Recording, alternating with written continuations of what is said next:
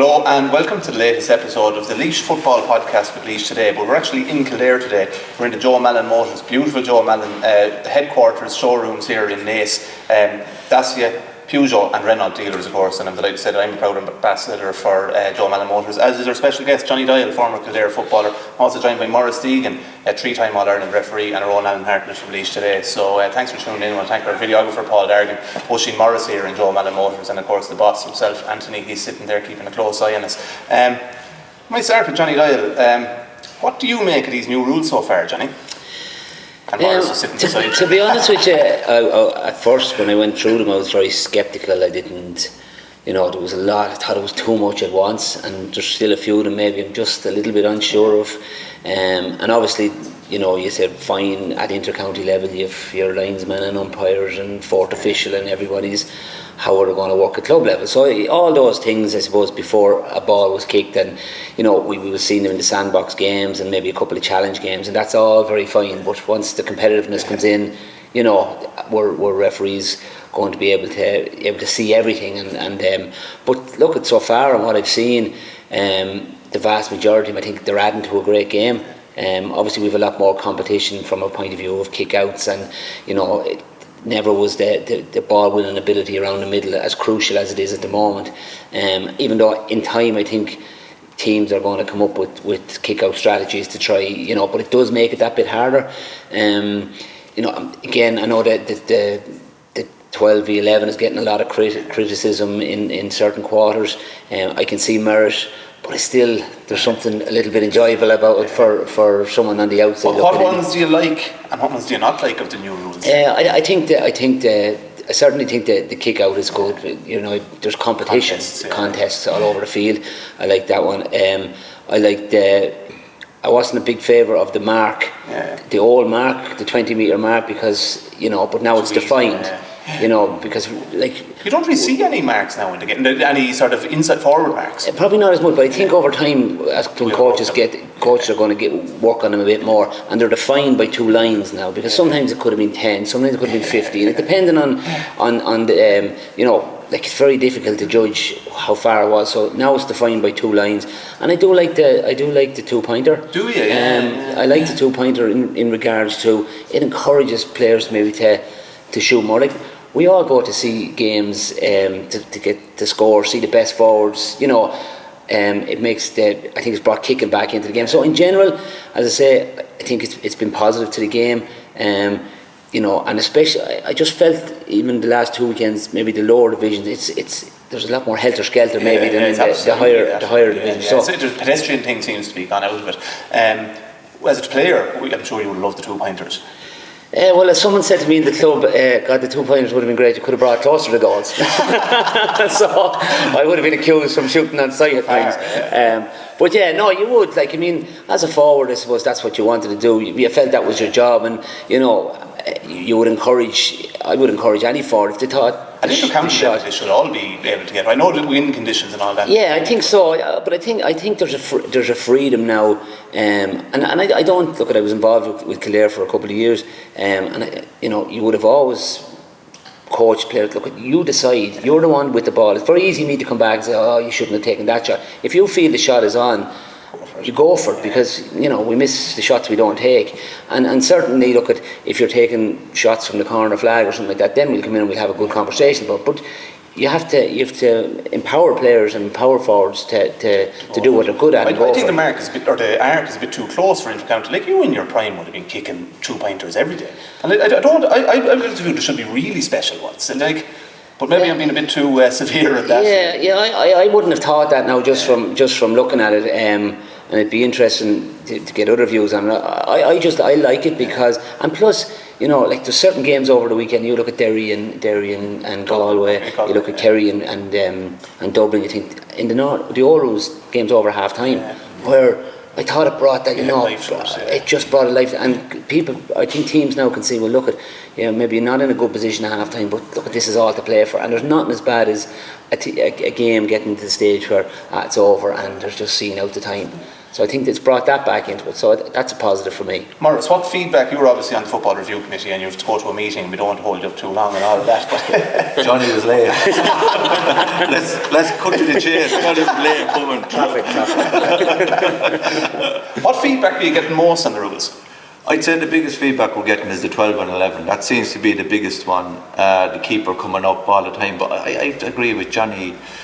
I think the keeper coming up is adding extra enjoyment to the game. It's creating a sort of a chaos to the game that was never there before. And teams are now finding it harder to, we'll say, manage. Because the reason being is that there is no management to it. You know, because you have your structure, your 3v3, all the space inside now for, we'll say, players and forwards to get the ball.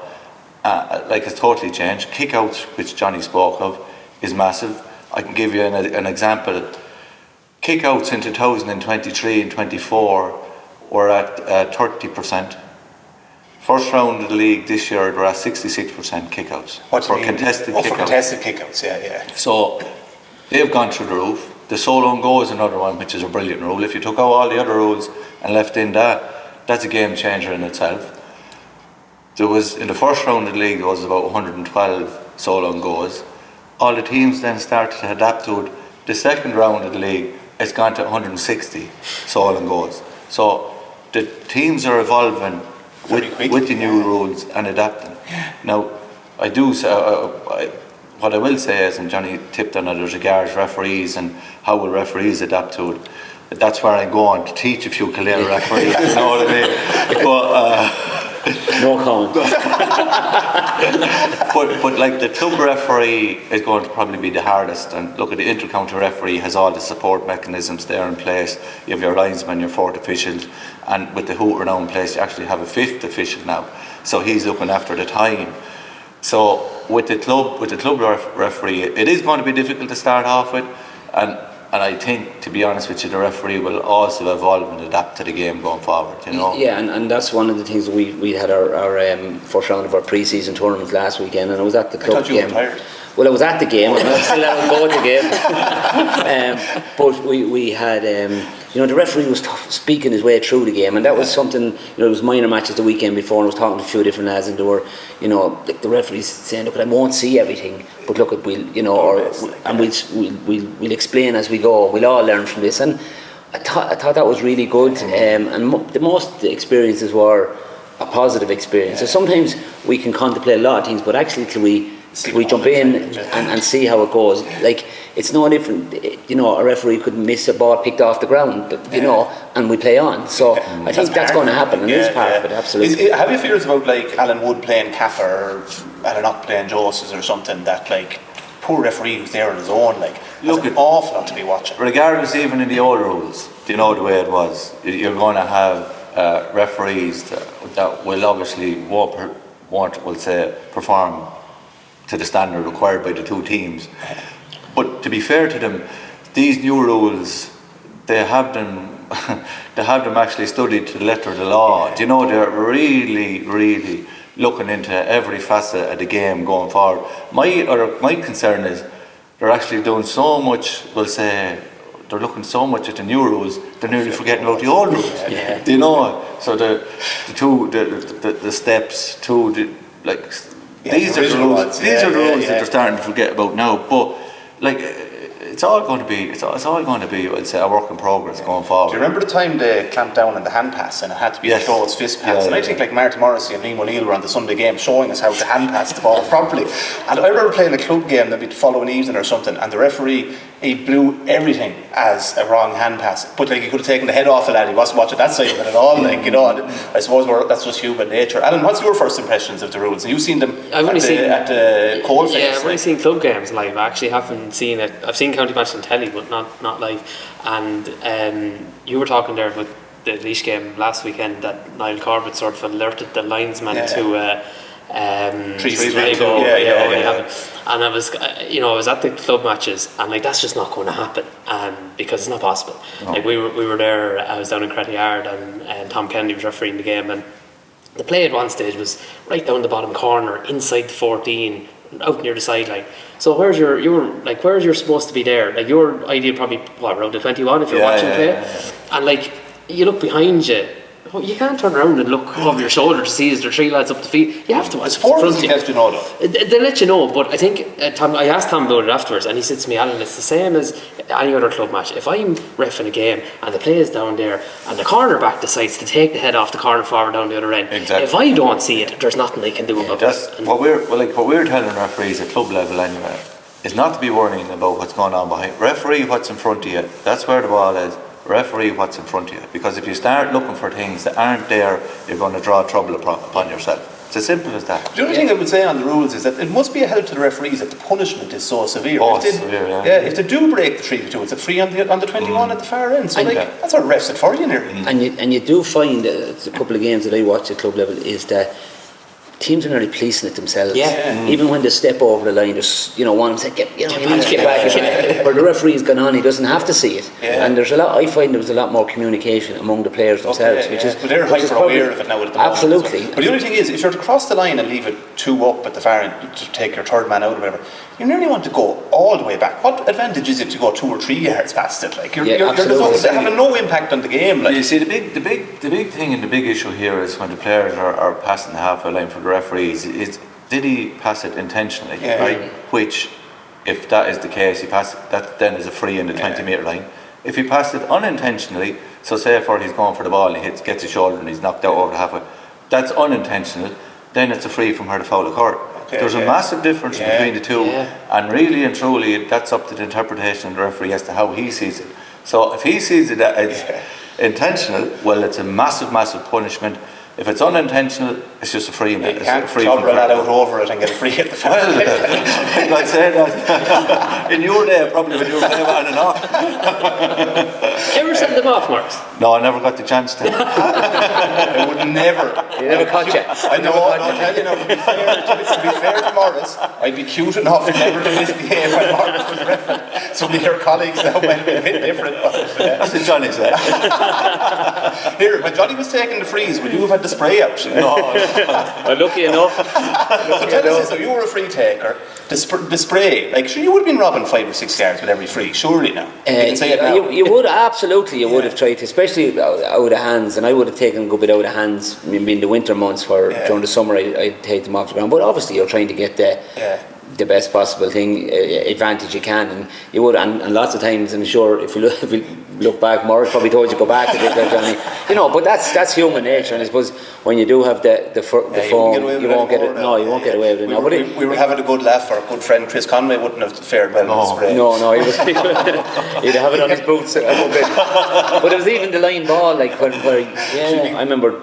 Where it was a line ball and you could be 5 or 6 yards inside. You can't do it now. So you just have to adapt very quick to the rules. I would apologise to Chris again. We were giving him an awful do it over not taking the free. Maurice was the only one. Maurice was the only one that had the balls to pull Chris up over there. Here, you've seen, we're talking about Kildare in a moment, because Laois and Kildare Saturday night in the spanking new St. Conleth Park in Newbridge. You've seen Laois a couple of times, Maurice. Yes. Fairly impressed with last weekend. I have to say now, I seen them again awfully, and what I noticed was that, they were supposed to play Leitrim in the first round. Never played them in the first round. Their first game was against Offaly. Offaly had played a game, and Offaly were way clued in, they were quicker to the ball, they were quicker to the solo and go. They were just way more clued in, and I'd say 20 minutes or 25 minutes into the game, I think they were up by 10 or 12 points. So they were.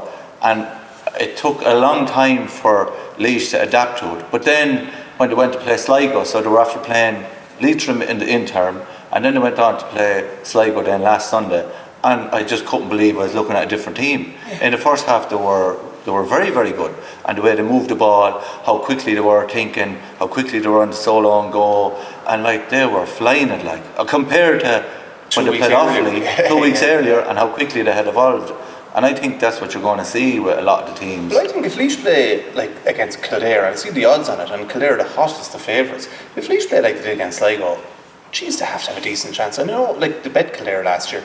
but with a dreadful record for the most part. But that type of performance, if they put that regularly, that is very, very impressive. Oh, well, you'd have to say it is, like, especially when I'm working in Kildare. They're not the easiest to listen to now, I can tell you, at the best of times. Well, the feeling is mutual.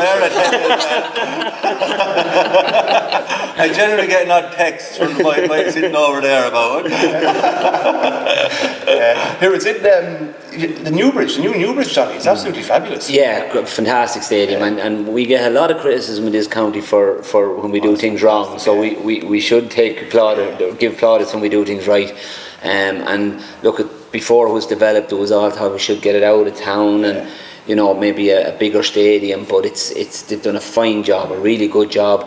It's a small 15,000 capacity stadium, which in Newbridge is perfect.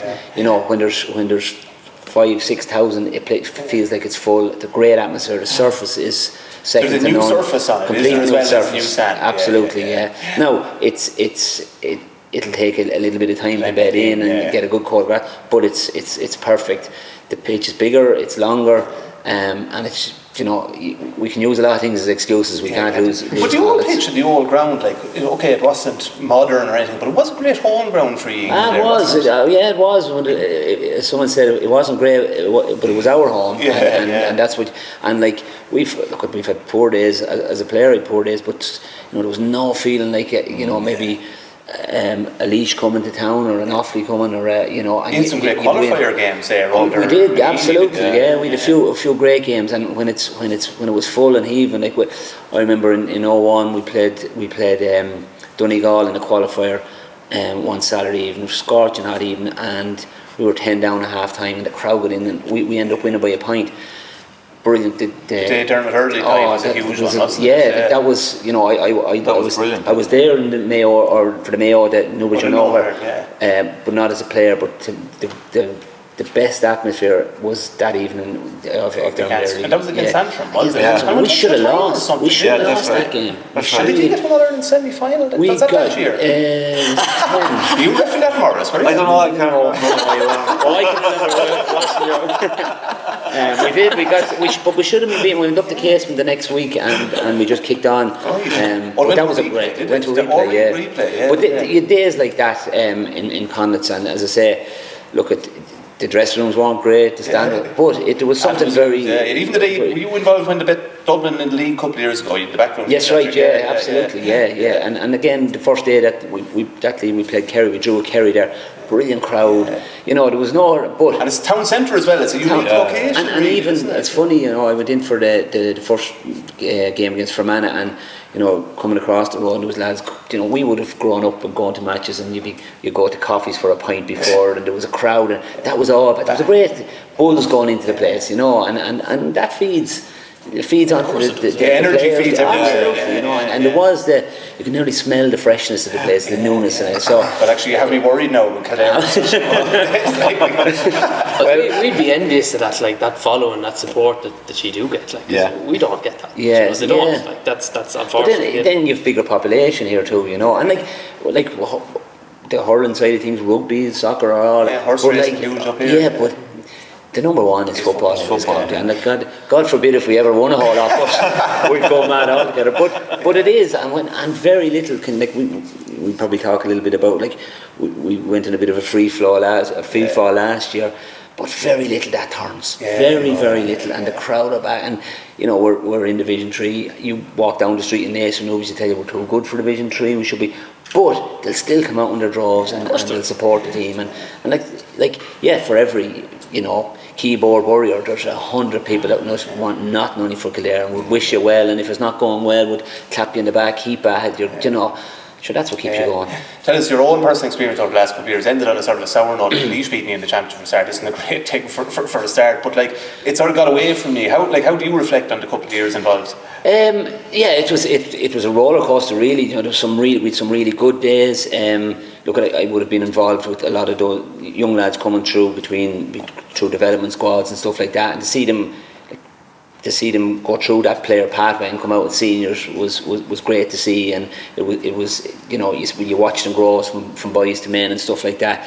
Certainly the last year wasn't the way anyone would have wanted it, and it was tough in regards to, it was tough on Glen, it was tough on County Board, because they're trying to lift everything between, everyone wants to be associated with success. I spoke to Kieran McGeaney, and he's coming up to the All-Ireland, I was chatting to him, and he said, God, I've no problem getting sponsored. Everyone wants to give you a few bob to the horse team, everyone, but when you're in the lowest days, it's harder to do that. So, like and then the players, like they were putting in a monumental effort, and it just wasn't happening. We can come up with reasons why, and there was different things. Certainly, we just spoke about, like, not having Conleth was a factor, not an excuse, but a factor. We were going to play games in Carlow. People didn't travel as much. That wasn't that homeliness, that buzz. We lost a lot of quality, particularly in the forward for between injuries and lads going away. Like we went, say we drew, or no, Monaghan, we beat us by a pint the previous year down in Tullamore. They went on to a semi-final, beat Armagh in a semi-final. So you're thinking, okay, let's build on that then.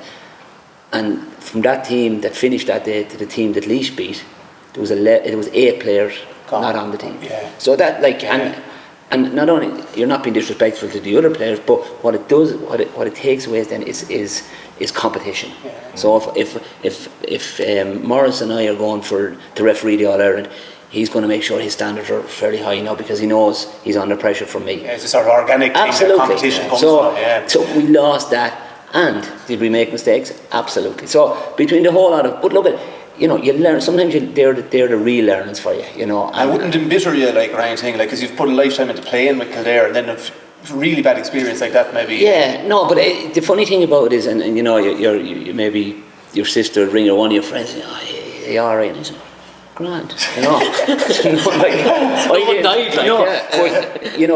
saw on such and such on Twitter or Twitter. Look, I stayed away from that. Like, my whole thing was, look, Glenn asked me to come in and help. If he felt I wasn't helping or I couldn't help, go home. Like, and I'm a Kildare supporter, lucky to get the opportunity to play. Was asked to come in and help. Did what we could. Learned an awful lot. And sometimes with Brian Flanagan we were chatting about it, and he said, what? Well, in hindsight, it might be the best thing to happen to this team. Is sometimes you have to go back to go forward, and water finds its own level. Like, we would have hung up in the club. Oh, can't go intermediate, senior for so long, and you spent your time just trying to hold on. We went back, we built the team, and we came again. Now, who knows what the future is? But sometimes you have to do that. And look at, I know maybe from the outside looking in, the people think, oh well, you have a certain perception about Kildare. There's a snob. We are where we are because that's where we are, and until we push to a new level, we're there on merit. I suppose just from our side, like, we look at all the underage success that you've had over the last couple of years, and not being able to translate that then into, or maybe it's unfair to say that, maybe very close to translating it sometimes into senior. And we had our own experience of that, obviously, because we had great teams in the late 90s and early 90s, and we only got one Leinster title out of it. So it is difficult to do that. But I think from the outside, a lot of people looking in to see Kildare at minor and under 20 would have no fear of Dublin. No, you wouldn't. Like, you're going to play them in the morning, either of those grades, you wouldn't care. No. And that's the thing that probably is. Yeah, and that's probably something that would be a concern in regards to, like, you would look back, like, you take the team that Davy Burke had, so, and we beat Mayo. Mayo seem to have got more established players out of that now than we did. We've still, but that have sort of Mayo building their team around Ryan O'Donoghue and Jordan Flynn and these guys, where we didn't. Like, Jimmy, in fairness to Jimmy, was super, Jimmy Hyland at that time, but he's plagued with injuries. Aaron Masson is still around, in fairness to him, but we a couple of those players, we didn't, so for whatever that reason, and that sometimes can happen. I mean, when I look back, when I played, the year I played under 21, Westmeath beat us in the Leinster maybe semi-final, and people say, oh jeez, nothing coming through. 5 of the 6 forwards that won a Leinster senior were on that under 21 team. So, and we've no cup to shot. So, what is success? So it can be judged in different ways. Because who are the Kildare lads now? I suppose, like, there is a change over in players. Who, like, Ryan Sinky is obviously a guy. Ryan Sinky is a really good guy. He's still under 20. Like, you have. He's Naas, isn't he? He's Naas. You have young Owen Lawler, who's still under 20 in Naas as well, a really good young fella coming through. Harry O'Neill, we've yet to see the best of him. Carrying a couple of little knocks, but he's going to be a really good Tigerish cornerback. A little bit in the mould of Joe Higgins, like a really tenacious, and can travel the ground. Young Callum Bolton from Sarsfields has done really well. He's playing the mid, very athletic, and after getting very strong. So you have players like that.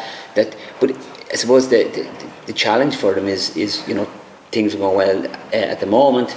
Won our first 3 games, no different than Laois, is when things are not going well, and then being able to. I often say that the big difference between playing years ago and now, and there's so much is the psychological side, is the social media. Do you know, if I wanted to know how I get on, and Tommy Callan went never too hard on the leader, and you went off the light with yourself. That was it. Well, now it's constant. It never stops. Constant. Like you miss the ball, you're cowardly, or he's used to that. And this thing sticks on one incident. Absolutely ridiculous. And we all do it. We got I go to a club match now, and I think, but I should have this, should have that. And you think, well, actually, he's after sprinting half the length of the field. Someone had given him a bad pass, and we're judging him on this in wet February. It's ridiculous stuff. But we all get caught up in it. Another fear I have, obviously, you have a lovely new stadium, and there's a buzz coming from that, and the new manager and everything, and they want revenge on Laois from last year. There's also 3 Thai lads have been regularly playing. It's never good for Laois. The Thai lads always play well against Laois. It's a poor picture. I'm nearly feeling sorry for you. I can just. I'll say one thing about you. I can't. Maurice, thanks very much. Maurice Deegan is taking his 8 month teaching their referees. He'll be busy. But I look at, the stadium is great, and it is for us. But look at the game. It's the same stadium. It's the same grass that the Laois will run out into. Obviously you'd be thinking to be a much bigger Kildare crowd, but when things go wrong, as they did last year, I just a quick look over the stats, like in Kildare putting up huge scores, but I think they've 465 scored. Laois have 460 scored. Do you know what I mean? It's Leitrim, which is a big hit for absolutely. That, but you put up a huge score against Offaly, who are flying in. So I'm pleasantly surprised about it, because there was a bit of negative. So we were very worried about Laois at the start, because of some of the situations that you talked about. We lost, 12, 13 players from the panel last year? Maybe, I think 8 of the team that started in the league final were gone for one reason or another, abroad, retired, etc., injured. But I suppose it opens the door for other lads. That's just it, and that's what we've seen this year. The other thing as well is, you can get too caught up in the number of guys gone. Obviously, someone, the likes of Evan O'Carroll, outstanding footballer, and would thrive under new rules. But you've also got Ronan Coffey back in, and you've got Pádraig Kerwin back. Every bit of good or better. Trevor Collins, they're probably better than maybe some of the lads who aren't there. So, tasty philosophies, but you've also gained on the other hand. Your best and worst memory playing Laois? Does he have any bad ones? I have. I don't. I have plenty of bad ones. So probably the worst one was in 05. We were after beat Westmeath. We were after beating Westmeath in the quarter final. They were Leinster champions. We thought, we're heading in the right direction, and I think Laois beat with 12 points. I reckon that was probably one of the best performances Laois had under Mick. Dublin bet them by a point in the Leinster final. That was the one we were robbed in, wasn't it? Mossy Quinn got kicked 2 frees in the last minute or two. That era of Leinster football was just so good. That was your worst bet. I remember that game. I think that was managing you, don't you? Was it Pádraig Nolan? I think Pádraig Nolan. And I remember Mark and Aidan Fennelly never gave me a smell of it. Everywhere I went, I just couldn't get away from it. And those guys got very little protection, because the halfbacks used to be, it was 1v1 battles then. And another bad experience against Laois, and I have plenty. I could do a top 10, but another one. Our listeners will love this. Bring that. I another one. We played. I think it was an O'Byrne Cup. I'm not sure the year. And it was a big melee. It was down in Portlaoise, and I think I was marking Peter O'Leary, and all I could do, I ended up falling around, and all I could do is hold on to him, because And then I got up and I nearly missed it all. So I got up anyway, and I can't even remember who was refereeing, but he sent myself and Morgan O'Flaherty off, and I couldn't believe it. So I came in after absolutely fuming, took the jersey off, threw it, and this is a disgrace. I said to McGee, I said, we're getting a video, we're appealing this. How? I didn't even throw it up, right? Yeah. So that was all right. And he said, no, relax, with the videos, relax. Yeah. So he rang me late that night. He says, bit of bad news for you. And I said, what's that, Kieran? We won't be showing that video. Because it wasn't the who's on the rest of them. He says, if you see this, but Laois and Kildare be thrown out of the championship for life. I do remember that was the World Cup game. A World Cup match. Did he have 4 lads sent off, or was it Laois had 4? I'm not sure. Something bad. Well, I think that the only 2 lads were the ones who were doing nothing. Was Morgan O'Flaherty, and the 2 of us got the line. So, so that's another. That was Sean Neptune managed Laois that time. I remember the game. But there were some mad games like in the O'Byrne Cup, and there was new rules another year. There was chaos. The black card, the sin bin. The sin bin. Myself and Paul McDonald Gilly. Because I went to college with Gilly, and the 2 of us were walking over, and we just laughed at the 2 of us. I don't know why you were black card. Huge crowd. I remember interviewing actually a completely different topic, Minister Martin Hayden. Oh yes. You and I college. I was. And Paul McDonald, Tim O'Holman, Miguel O'Connor. Miguel O'Connor was with us, and I'm not sure if it's the same year. Eddie Lacey from Ballylinan. Did you ever come across Eddie? No. Eddie, no. Yeah. Lacey is a great name. That decade was. Yeah. And are you a farmer, Johnny? No, I studied horticulture. Okay, landscape and horticulture. So I studied. They were down in Gordine. No, it was down in Kildare. Kildare, sorry. And we won some All Ireland or something. We did. We won in All Ireland. Yeah, we had a lot of good hurlers down, like Timmy McCarthy that hurled with Cork. He was down there. The big helmet. Richie Mullally was down there, and all Hickey played down there. And great footballers. So we're madly off topic here. I know, and Davy Russell was down there. Played football with Davy. Clare man. Cork. Sorry. A good footballer too. Right. Alan, Laois team news. Well, we won't.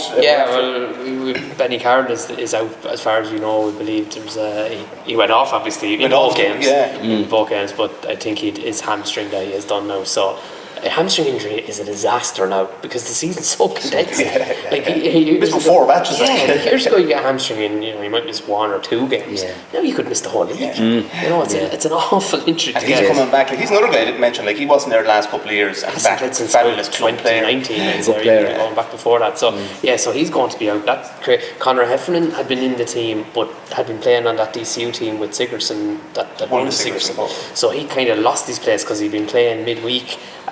So I'd say he'd probably come back in, and we have to do a reshuffle. Maybe, I don't know, do you push Kevin Swain up into the forwards? Well, he's sort of been playing wing forward anyway. It's been Seamus Lacey and... Do you push Brian Byrne up? I don't know. Brian Byrne has been between the 2. That's the big one. Sean Fitzpatrick, I think, would absolutely thrive under these rules. What motor on him, engine on him.